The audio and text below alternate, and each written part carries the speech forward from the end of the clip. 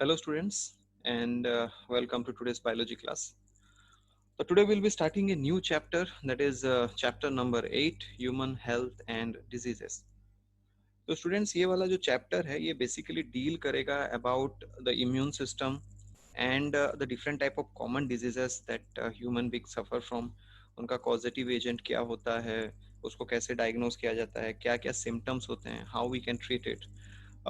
Besides that, the second half of this chapter also deals with the drug and alcohol abuse.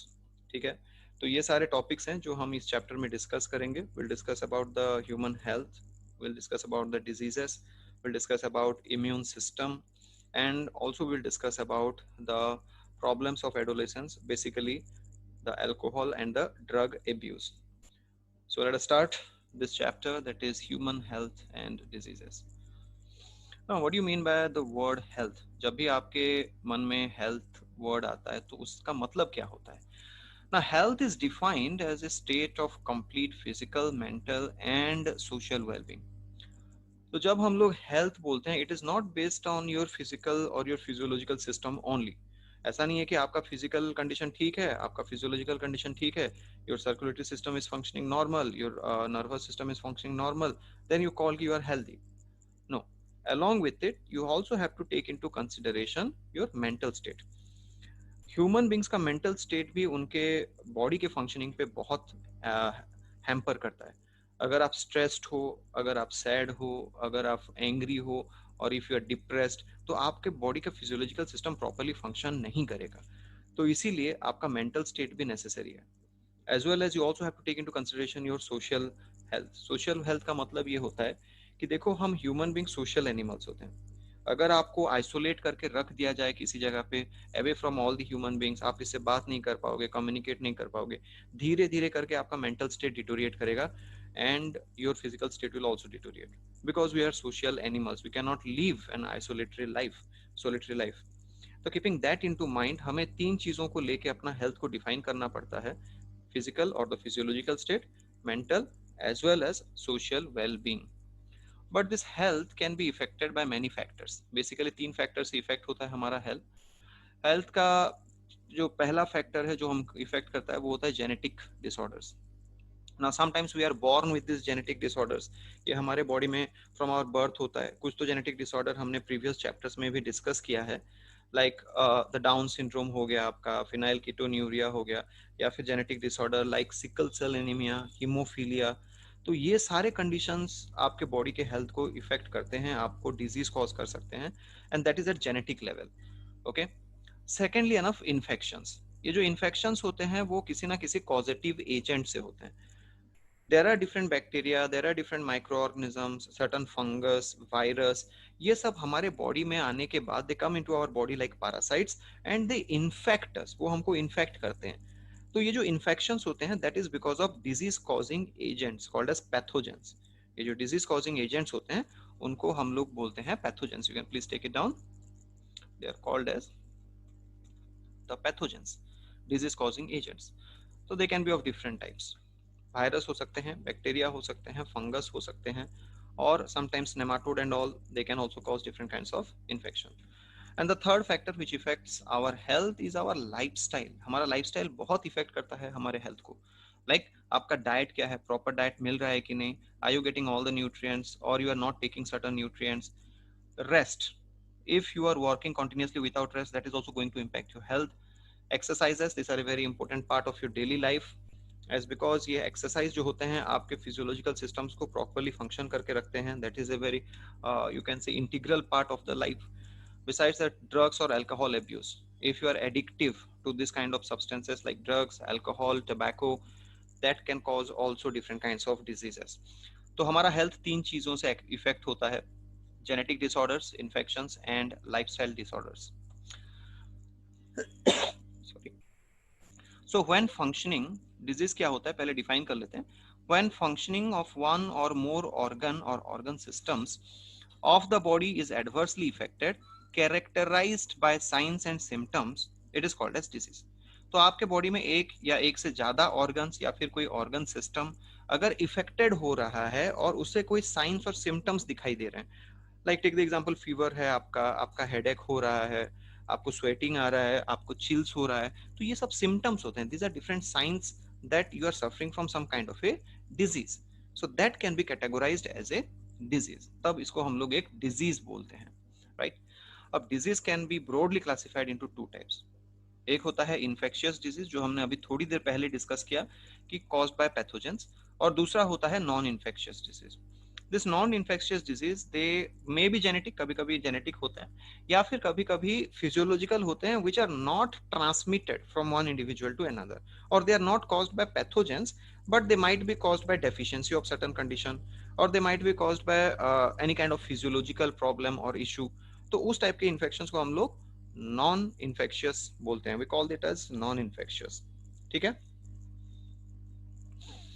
So how will you define that? ये उनका definition है. Diseases which can be easily transmitted from one person to another are infectious. तो ये जो causative agents होते हैं वो transmit होते हैं एक इंडिविजुअल से दूसरे में, उसको हम इन्फेक्शियस डिजीज बोलते हैं. while which cannot be transmitted is called as non infectious disease. जो हम ट्रांसमिट नहीं होता, सिर्फ आपके बॉडी में रह जाएगा, जैसे कैंसर हो गया, या फिर डायबिटीज हो गया, या फिर नाइट ब्लाइंडनेस हो गया, तो वो आपके बॉडी में डिजीज है, वो आपके बॉडी में रहेगा, वो किसी को ट्रांसमिट नहीं होगा. That is called as a non infectious disease. So this is a broad classification of the diseases. Now we'll discuss about certain common diseases. The first disease that we'll be discussing is typhoid. देखो students, यहाँ पे एक चीज याद रखो, ये जितने भी डिजीज हैं हम जो भी पढ़ेंगे उसमें आपको चार चीज याद रखना पड़ेगा. पहला आपको याद रखना पड़ेगा उसका कॉजेटिव एजेंट कौन है, who is causing the disease. Second आपको याद रखना पड़ेगा कि कैसे उसको डायग्नोज किया जाए, how you will detect the disease. Third आपको याद रखना पड़ेगा उसके सिम्टम्स क्या क्या हैं, what are the symptoms of this disease. और फोर्थ आपको याद रखना पड़ेगा कि how this disease can be treated. तो कभी कभी कुछ कुछ डिजीज का हम लोग ट्रीटमेंट मेंशन करेंगे और कुछ का नहीं है, तो it's not mentioned in your course syllabus, so I am not putting it here on the slides, but these are the four things about every disease that you need to remember. तो सबसे पहला disease है typhoid. Causative agent ये आप सब जानते हो, Salmonella typhi. वो एक बैक्टीरिया होता है, बैक्टीरियम इन सिंगुलर. सैल्मोनेला टाइफी, ये जो टाइफी वर्ड है इसी से टाइफॉइड डिजीज का नाम आया है. ठीक है, the name disease typhoid has come from the causative organism salmonella typhi. Now this is how salmonella typhi looks like. ये आपके सामने पिक्चर है सैल्मोनेला टाइफी का. ऑर्गन्स इफेक्ट करता है the small intestine basically, and then migrates to other parts of the body through blood. तो basic infection इसका small intestine में स्टार्ट होता है, लेकिन ब्लड से वो दूसरे ऑर्गन्स में भी ट्रांसमिट हो सकता है, and it can affect most of the vital organs as well. Okay, अगर क्रिटिकल कंडीशन हो जाए तो बहुत सारे वाइटल ऑर्गन्स को भी इफेक्ट कर सकता है. मोड ऑफ ट्रांसमिशन, कैसे ट्रांसमिट होता है, contaminated food and water. So this is a very common belief कि typhoid is caused because of contamination of water and food. तो ये जो बैक्टीरिया होते हैं ये contaminated water और food में बहुत easily मिल जाते हैं, और अगर वैसा कोई contaminated food या water आप consume कर लेते हो तो वो आपके बॉडी में चला जाएगा. It will start causing the disease. What are the symptoms? These are the symptoms of the disease. High fever, that is around 39 to 40 degree centigrade. It will cause weakness. Body का weakness रहेगा, मतलब you will not feel fit, you will not feel energy having. So this kind of symptoms will arise. Stomach ache. Okay, तो इसका एक बहुत important ये होता है कि there will be abdominal pain here in this part of the body. And that is the reason कभी कभी इसको टाइफस फीवर भी बोला जाता है. स्टोमक एक होके फीवर हो जाएगा तो उसको हम लोग टाइफस फीवर भी बोलते हैं, right.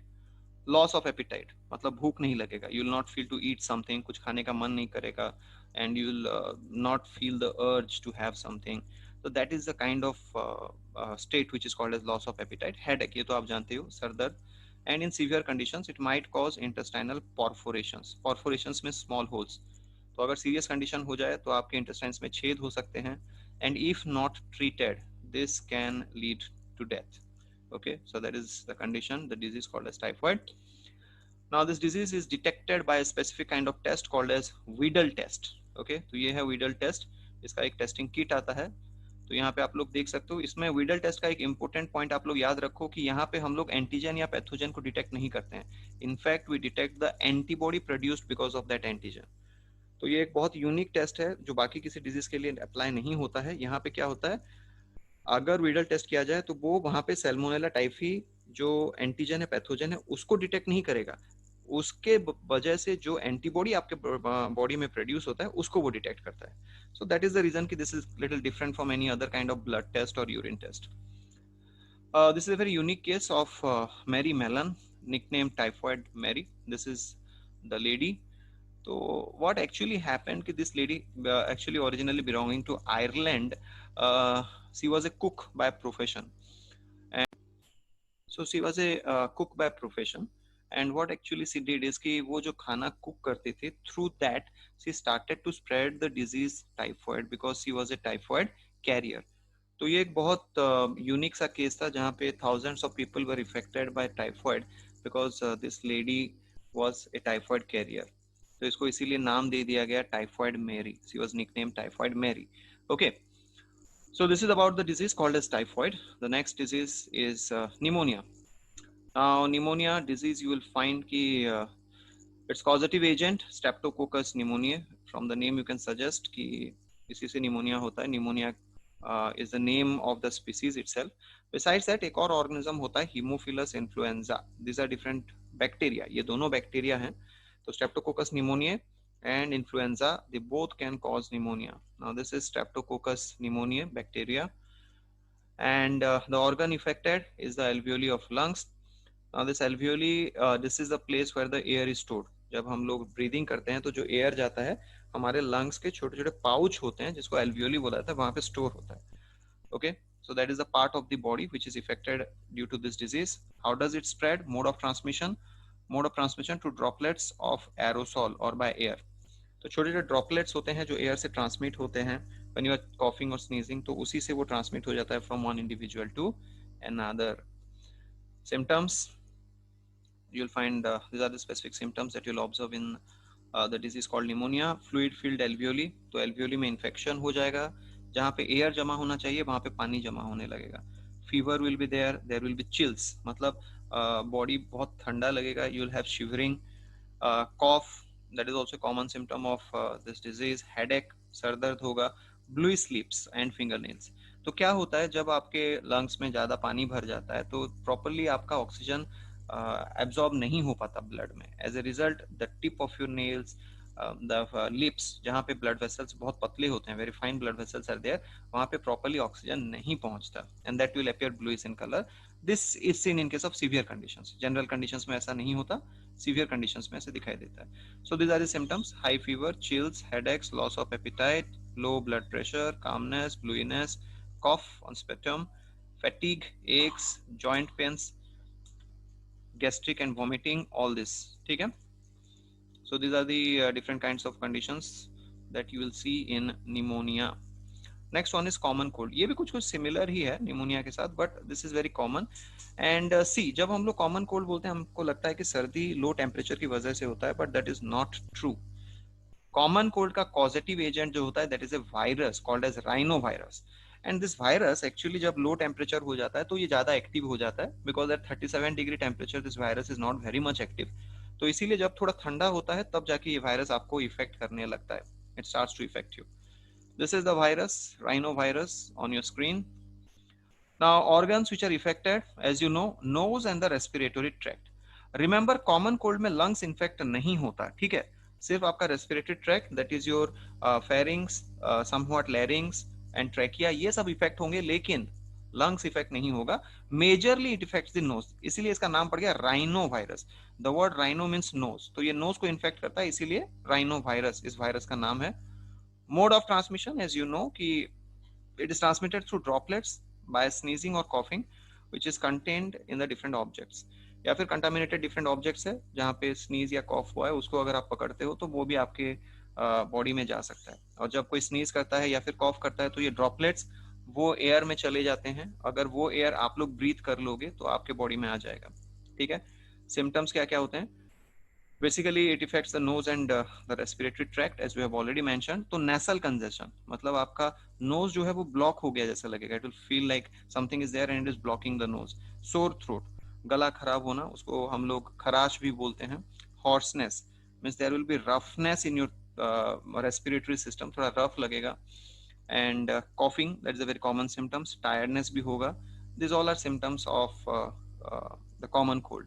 So it can be treated, उसको हम लोग डिफरेंट टाइप ऑफ मेडिसिन से ट्रीट करते हैं. Besides that, if ever it is not treated, it's symptoms will last for 3 to 7 days and automatically it will be clear. 3 से 7 दिन तक रह सकता है आपके बॉडी में इसके सिम्टम्स, उसके बाद धीरे धीरे वो ऑटोमेटिकली क्लियर हो जाएगा. हमारा बॉडी का जो इम्यून सिस्टम है ऑटोमेटिकली उसको टैकल कर लेता है. ठीक है. So this is about the disease called as common cold.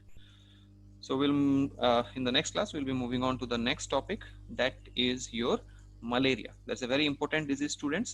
तो उसके लिए एक separate class हम लोग करेंगे. Okay. Thank you everyone.